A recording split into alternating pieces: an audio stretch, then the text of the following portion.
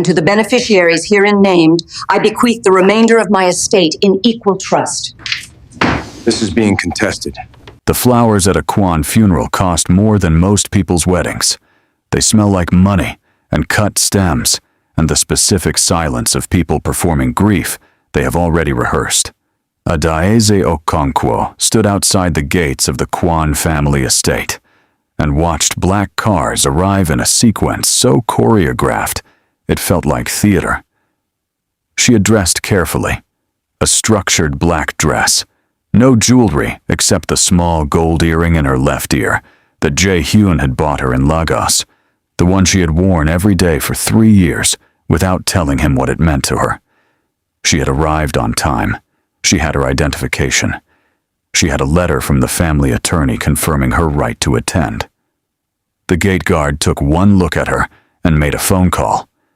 She waited 11 minutes in the cold before a woman in a gray blazer came out and told her, with the particular cruelty of someone who has been given permission to be cruel, that the family had requested the service remain private.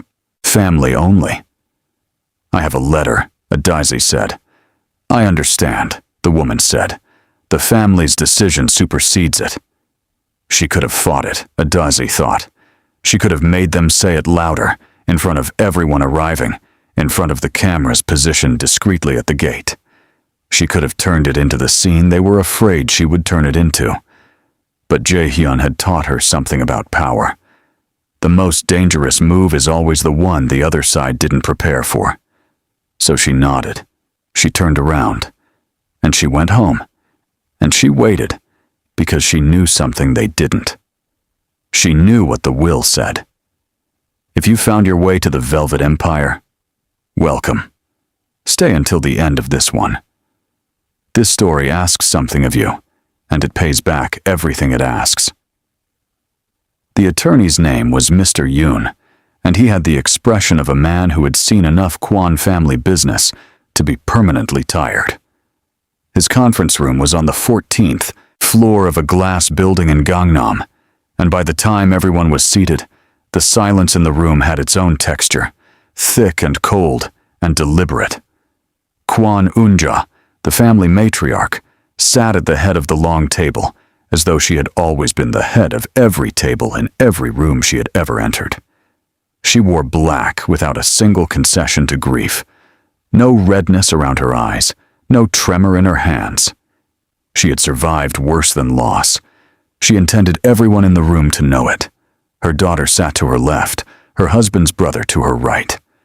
Various legal representatives arranged themselves like chess pieces on both sides of the board. And then Adaeze walked in. She came through the main door, not a side entrance, because Mr. Yoon had sent a car. The room registered her arrival the way a cold room registers a draft, a collective, involuntary stillness. Yoonja did not turn her head. Her daughter stared. The brother looked at the table. Only one person in the room looked at Adaeze the way you look at someone you have been thinking about, steadily, without surprise, with the particular attention of someone who has already prepared for this moment and is now revising their preparation in real time. Kwon Sung-min, second son, the quiet one. He was younger than she'd expected from what Jae-hyun had told her. Late 30s, sharp-featured, the kind of stillness that wasn't emptiness but control.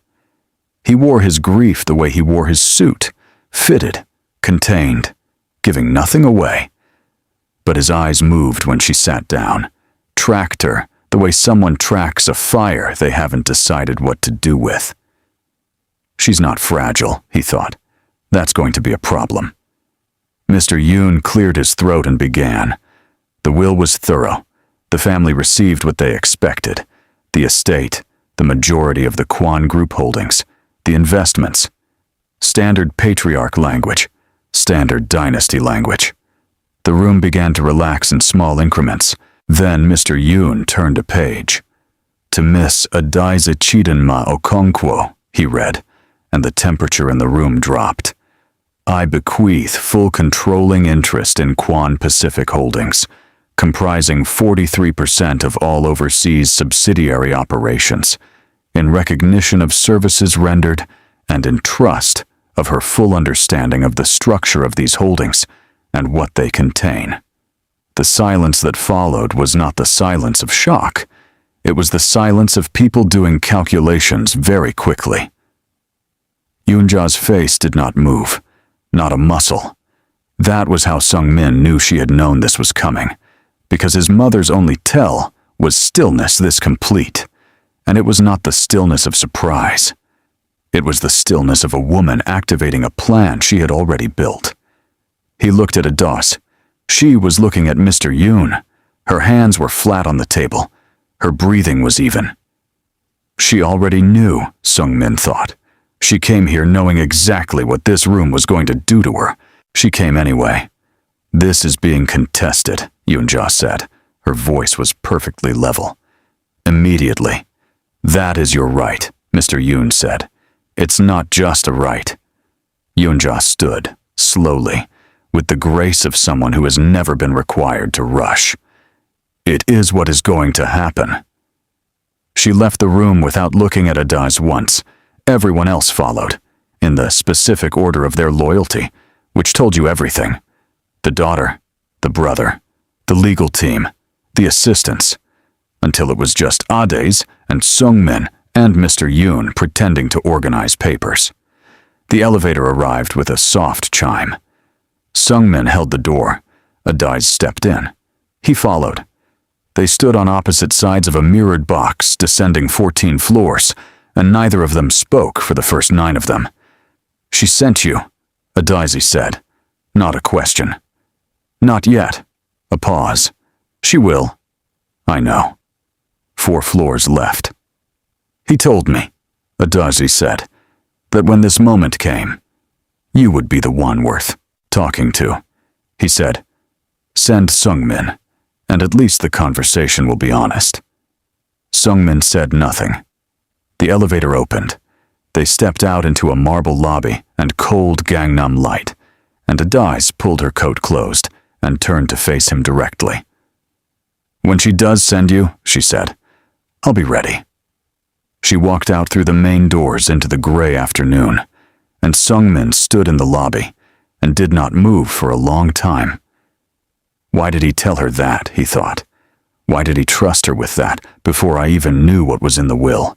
He put his hand in his jacket pocket and felt the edge of the sealed envelope that Mr. Yoon had pressed into his hand before the reading began. A separate document, not part of the official will, his name written on it in Jae-hyun's handwriting, the letters slightly uneven the way they always were when his brother was writing quickly. He had not opened it yet. He was not ready to. 3 days passed before Yoonja sent him. The instruction was simple. Meet with the woman, establish her price, and end this quietly before the family's legal team finished constructing the grounds for contestation.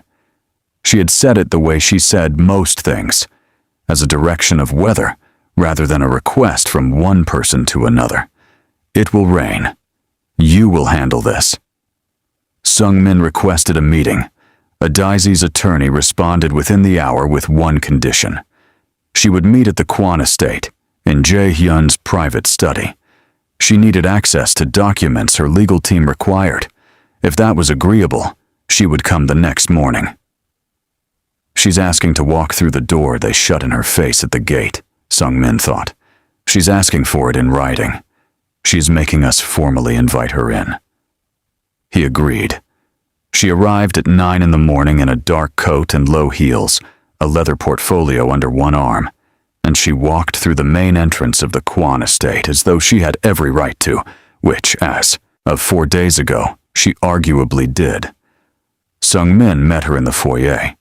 He did not offer coffee. She did not ask for it. They moved through the house in a silence that was not uncomfortable. It was the silence of 2 people measuring each other with the precision that comes from understanding that politeness is not the same as trust. The estate was a specific kind of beautiful, restrained, architectural, everything chosen for what it said about the people who lived here, rather than for warmth. dark wood, clean marble, artwork that required explanation. The kind of home where the temperature was always exactly right, and somehow that made it colder. He took her to Ja-hyun's study on the second floor and unlocked it with a key he had been carrying since the funeral.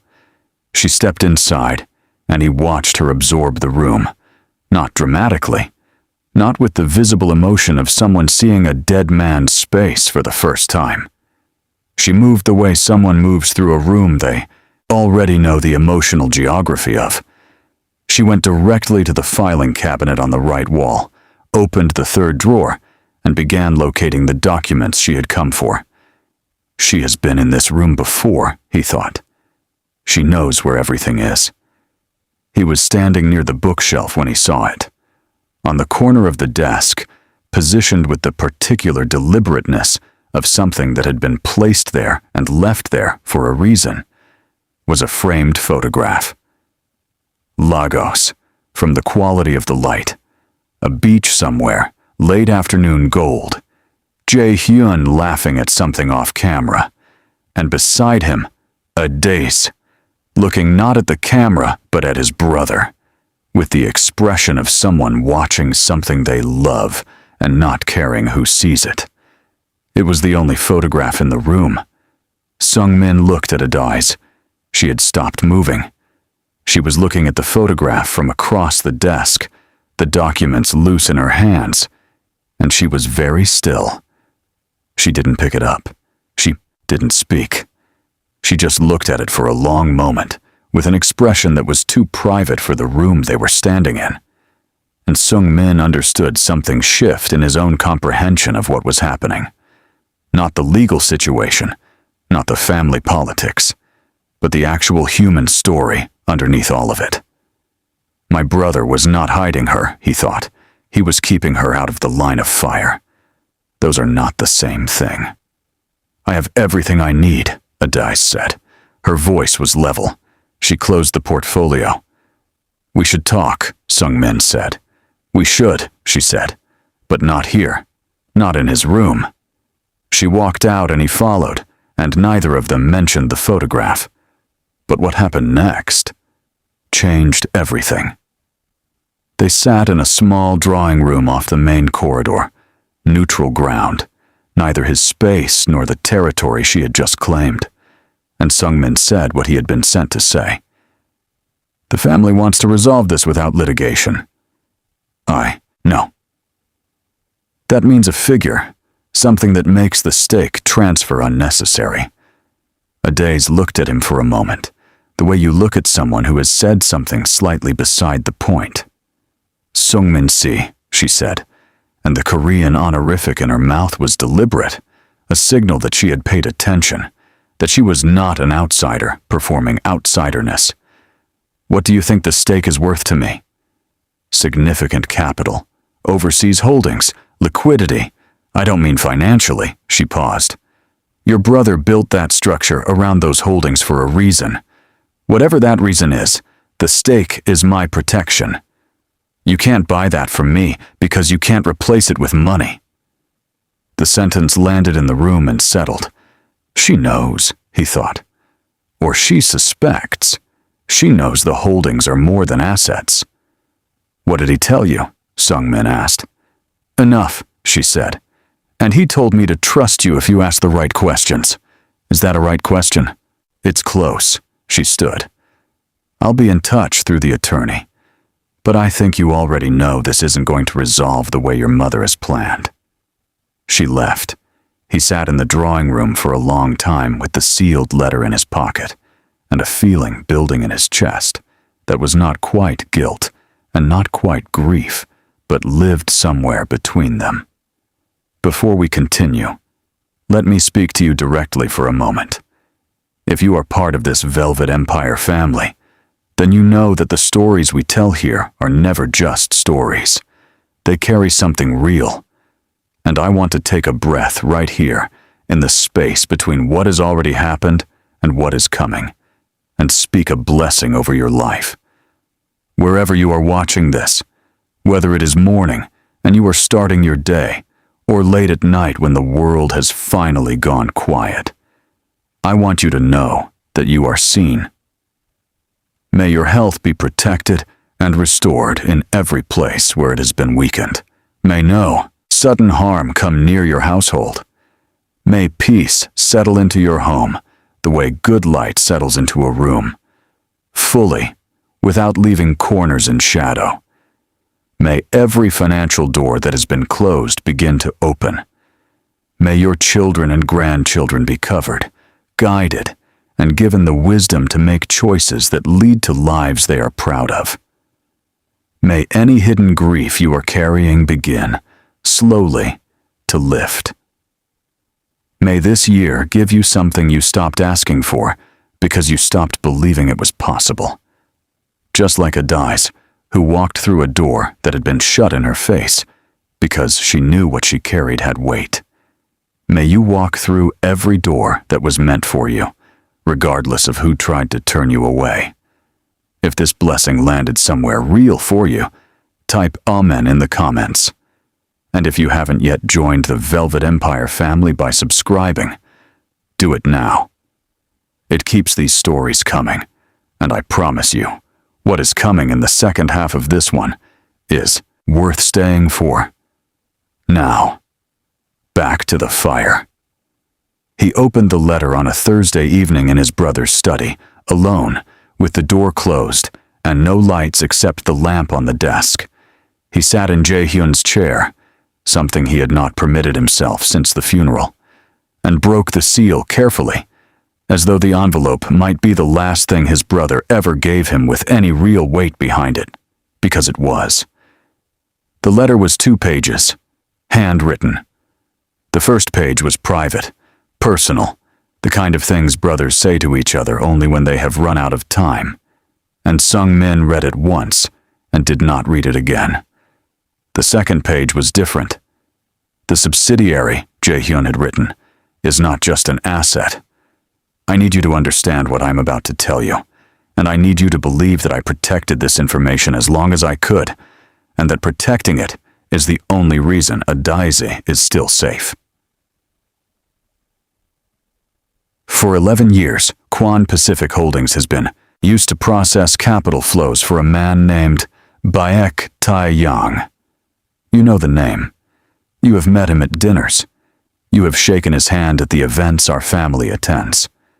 What you do not know, what I did not know until Adize's audit 3 years ago, is that he has been laundering at a scale that makes our family's involvement, even as unwitting hosts, a liability that would end us if it became public. When I found out, I had 3 choices. I could have exposed it. I could have walked away. Or I could have stayed and contained it, quietly, strategically, in a way that built a sealed case that protects us when it eventually surfaces. I chose the third option. Adize helped me build that case. She is the only person who understands the full architecture of what I assembled. The controlling stake is not a gift, it is a lock. As long as she holds it, the evidence is protected under a legal structure that insulates both her and the family from Baek's reach. If the family contests the will and strips that stake from her, she loses that protection. And Baek will know it immediately, because he has people inside the legal team. I am asking you to read this and decide what kind of man you want to be. I already know the answer. That is why I wrote your name on this envelope. I chose you because you are the only one in this family who ever chose right over easy. Do not let them take what I built for her, your brother. Jae. Sung Min set the letter down on the desk. He sat in the lamplight in his dead brother's chair and looked at the framed photograph of Lagos on the corner of the desk. And the world, as he had understood it, rearranged itself quietly and completely. He spent 4 years protecting her, he thought, and protecting us. And no one knew.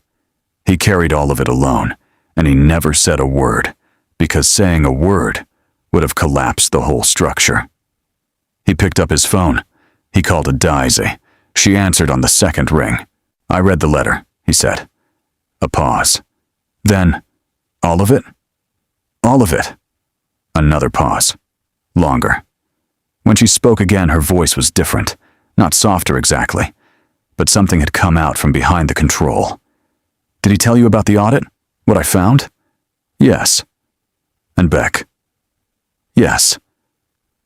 Then you understand, she said, why I can't walk away from the stake, and why your mother contesting the will doesn't just hurt me. It exposes a gap in the structure that Beck is waiting for. I understand, Sung-min said, and then, after a moment, I need to see the documents. I know, she said.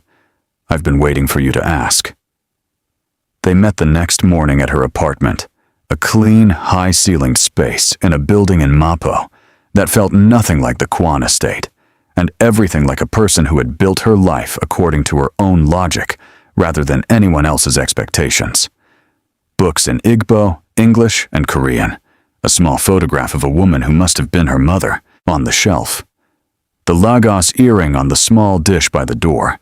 She'd taken it off to sleep and hadn't put it back on yet. She made coffee without asking if he wanted it, and set it in front of him, and opened the portfolio on the table. She walked him through the architecture of what Jae-hyun had built, the sealed case, the financial records, the pattern of transfers, the shell structures, the 11-year trail that led directly to Baek Tae-yong. She was precise and clear, and she spoke about it with the fluency of someone who had lived inside this problem for 3 years, not performing expertise, just demonstrating it. Sung-min asked 3 questions across the full hour.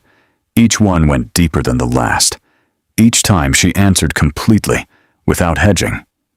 She trusted Jae-hyun, he thought, and Jae-hyun trusted me. And now she is trusting me too, and she has no reason to. And she is doing it anyway, because she has no other move, and also because she is not someone who does things by halves. When she finished, she closed the portfolio and looked at him. So, she said, what does the second son of the Kwon family do with all of this? He sat back, looked at his coffee. I need to talk to my mother. You need to do more than talk. I know. Your mother has someone inside Yoon's office, Adaisi said. Jae-hyun found it 2 years ago. Whatever you decide to do, she will know before you finish doing it. The weight of that landed fully. He thought about the park arrangement, the announcement his mother had been quietly engineering, the dinner scheduled for the end of the month, the way she had woven his name into a future he had never been consulted about. She built a cage and called it a dynasty, he thought. And I have been helping her maintain the lock. Give me 48 hours, he said. You have them, Adaisi said. And then, quietly, he believed in you, for whatever that's worth right now. It's worth everything, he didn't say. It's the only thing in this entire situation that is making me breathe.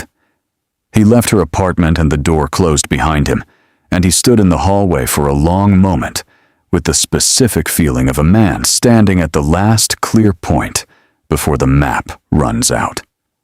He went to his mother that evening. The sitting room of the estate at night was a different kind of beautiful than it was in daylight, more austere, the shadows doing the work that the curated lighting usually handled. Yoonja was at the far end of the room with a glass of water and the precise posture of someone who had been waiting. Sung-min, she said. Sit. He sat. He looked at his mother. Really looked. The way you look at someone when you are preparing to see them differently after what comes next. I know about Baek Tae-yong, he said. The silence that followed lasted exactly 4 seconds. He counted. Where did you hear that name? She said. Not a question. Jae-hyun left me a letter. Another silence. Her hand around the glass did not tighten. Your brother was managing a complex situation. He was protecting this family from a man who has been using our holdings for 11 years, Sung-min said. And the way he protected us required that stake to remain with Adaisi. If you contest the will, you break the structure. Beck sees the gap. And then we are not managing complexity. We are exposed. I am aware of the structure, his mother said. The words moved through him slowly. She knows, he thought. She has always known. She is not trying to recover documents she doesn't understand. She's trying to recover control of documents she understands completely. You've been managing Baek independently, he said, separate from what Jae-hyun was doing. Yoon-ja set down her glass. Your brother was building a case that would have ended a relationship that has maintained this family's position for over a decade. Whatever he told you about protection, he was also building a liability. Exposing Baek does not free us. It makes us the witnesses. Or it makes us the people who came forward, Sung-min said.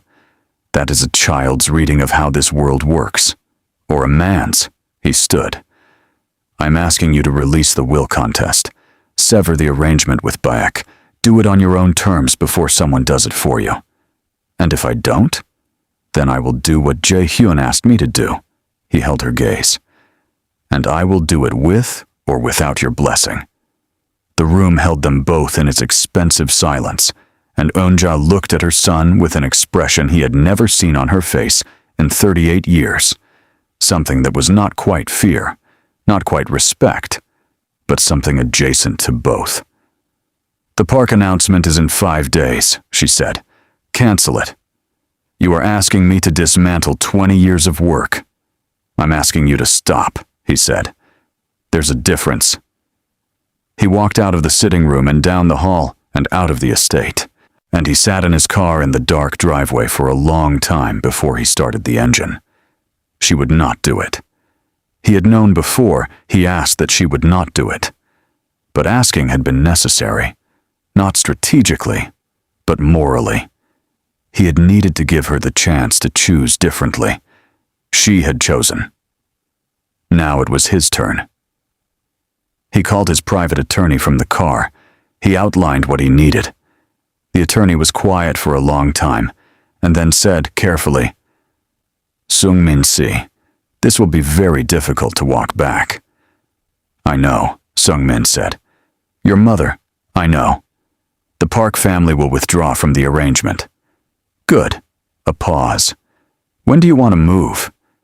Tomorrow morning, Sung-min said, before the announcement dinner has time to become real. He drove to Adaise's apartment at 1 a.m. He pressed the buzzer. She answered after the second ring, her voice alert in the way of someone who had not been sleeping either.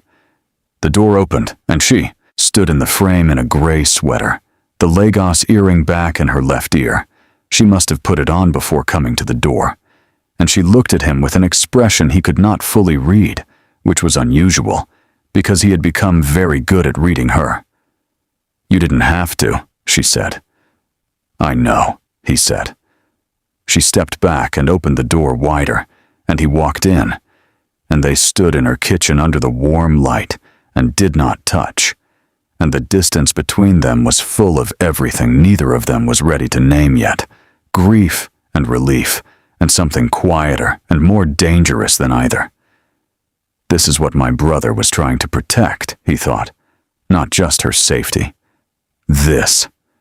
The fact that something honest can exist inside a world built on performance.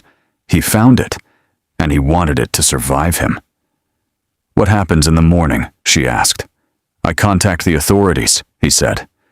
With the sealed case and the internal records from the family side that I have had access to since I was 25. He paused. The case lands harder with both. She was quiet for a moment. And your family? They will survive it, he said. The part's worth surviving. She nodded slowly.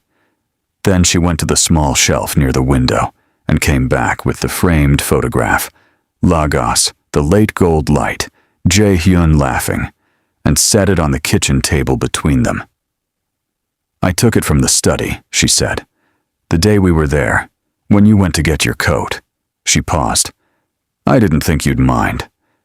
He looked at the photograph for a long time, his brother's laugh, her face turned toward him with that expression that required no translation. He looks happy, Sung-min said. He was, she said. For a long time he was. By morning it was done. The sealed case, combined with Sungmin's internal records, reached the Financial Crimes Division through a channel that bypassed every person Beck had positioned inside the conventional process. The case was clean, documented, and devastating.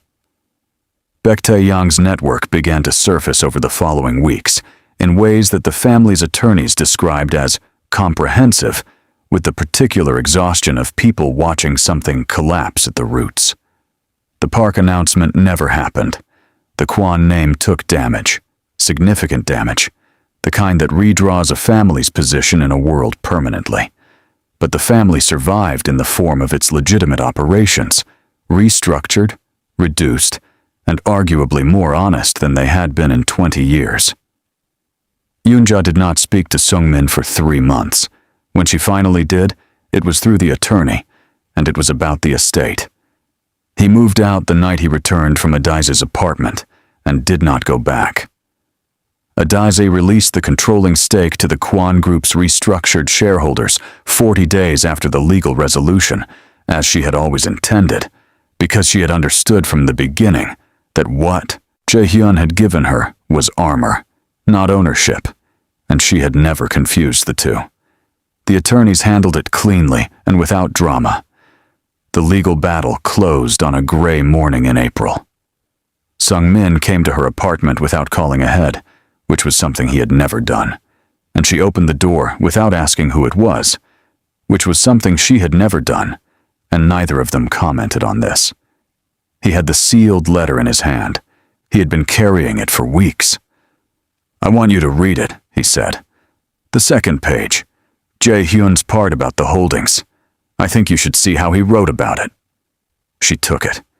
She sat at the kitchen table where the framed photograph now lived permanently, and she read. He watched her face and said nothing. She read it twice.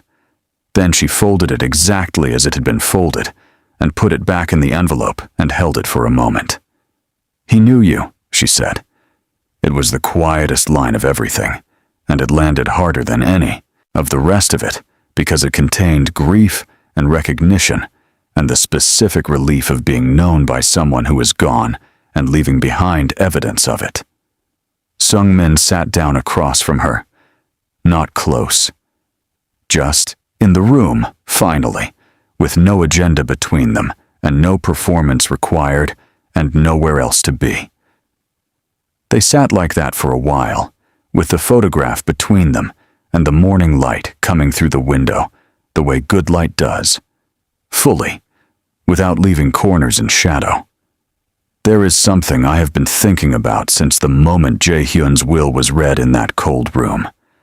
A question that doesn't have a clean answer, and I am going to give it to you, because this story asked for it.